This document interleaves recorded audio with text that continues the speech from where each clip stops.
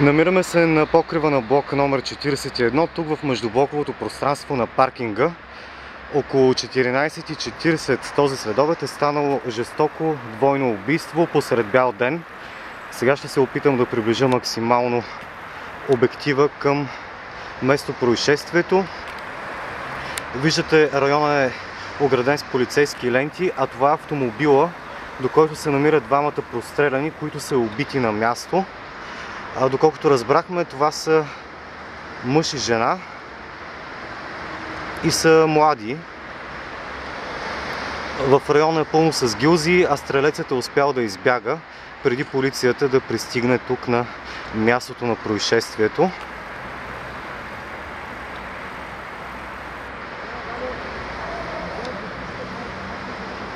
Това може би е момичето.